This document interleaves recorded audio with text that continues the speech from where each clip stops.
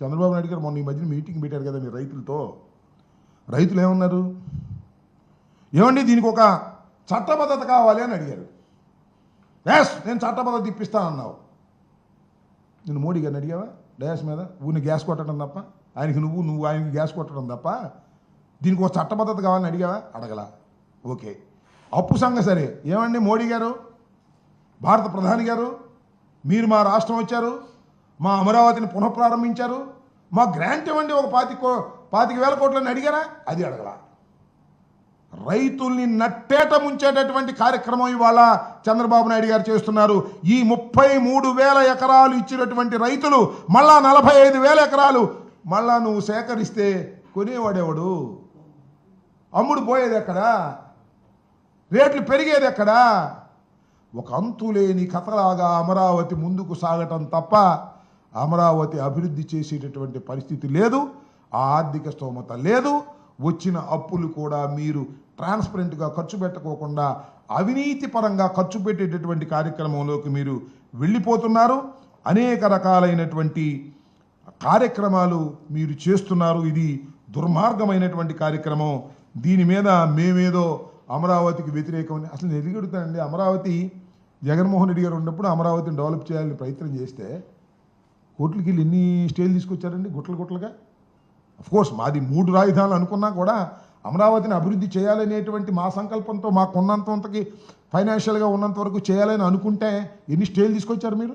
ఒక పైసా ఖర్చు పెట్టని ఇచ్చారా? అంటే మీరు చేయాలి లేకపోతే ఎవడు చేయకూడదు అనేటువంటి పద్ధతుల్లో మీరు వ్యవహారం చేశారు. అన్నీ తాత్కాలికమే. 5 సంవత్సరాల్లో ఇంకొంది 4 సంవత్సరాలు. ఈ 4 సంవత్సరాల తర్వాత మీరు అధికారంలోకి వస్తారో రారో ఆ భగవంతుడు చేయాలి, ప్రజలకు తెలియాలి.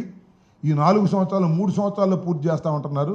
3 సంవత్సరాల్లో మీరు పూర్తి చేసేది పునాదుల లెవెల్ నుంచి పైకి కూడా తీసుకొచ్చేటటువంటి పరిస్థితి లేదు. అమరావతి అనేటువంటి ప్రాంతం, ఆ కృష్ణా నదీ పరివాహక ప్రాంతంలో ఆ ఉన్నటువంటి ప్రాంతం లోతట్టు ప్రాంతాలు.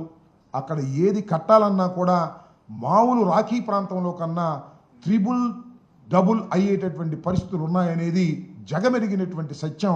₹1 ఖర్చు అయ్యే చోట ₹3 ఖర్చు అయ్యేటటువంటి పరిస్థితి ఉంది. అలాంటి ప్రదేశాన్ని మీరు ఎన్నుకున్నారు. అక్కడ మీరు పప్పులో కాలేశారు.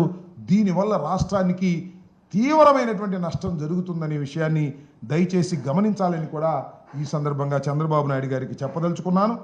కాబట్టి ఇదంతా ఊహా ప్రపంచంలో తేలుతున్నటువంటిది భ్రమరావతి తప్ప ఇది అమరావతి కాదు. అమరావతిని కూడా చంద్రబాబు నాయుడు గారు రాబోయే 4 సంవత్సరాల్లో పూర్తి చేసే పరిస్థితి లేకపోగా తీసుకొచ్చిన అప్పులన్నీ కూడా కాజేసేటటువంటి కార్యక్రమం, కమిషన్లు కాజేసేటువంటి కార్యక్రమంలో నిమగ్నమై ఉన్నారనేదే ఇక్కడ మేము చెప్పదలుచుకున్నటువంటి అంశమని మీ ద్వారా రాష్ట్ర ప్రజానీకానికి తెలియపరుస్తున్నాను.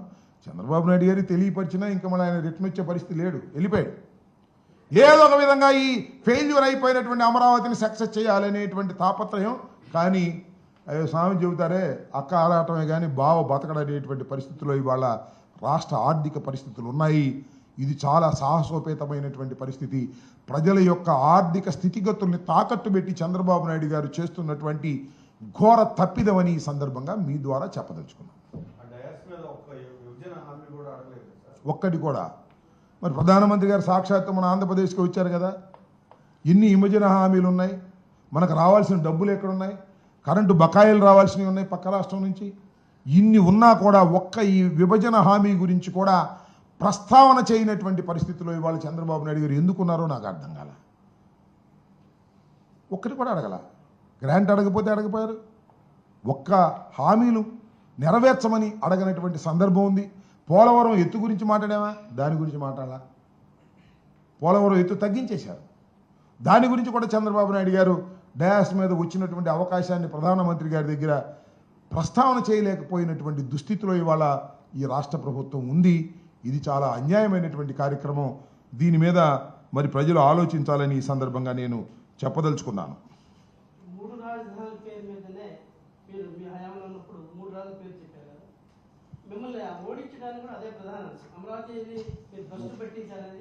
ఒక్క విషయం, ఎస్, మా 3 రాజధానుల వల్లే మేము ఓడిపోయాం అనుకుంటే ఆయన భ్రమరావతి వల్లే ఓడిపోయాను ఆయన అనుకోవాలిగా. కాదు అంతకుముందు ఆయన ఓడిపోయాడు కదా. నేను చెప్పేది ఆయన ఓడిపోయాడుగా. ఆయన చివరికి అమరావతిలోనే ఓడిపోయాడుగా. అమరావతిని డెవలప్ చేయలేక ఓడిపోయాడు అనుకోవాలి కదా. అమరావతిని సెలెక్ట్ చేసుకోవటం వల్లే ఓడిపోయాడు అనుకోవాలి కదా.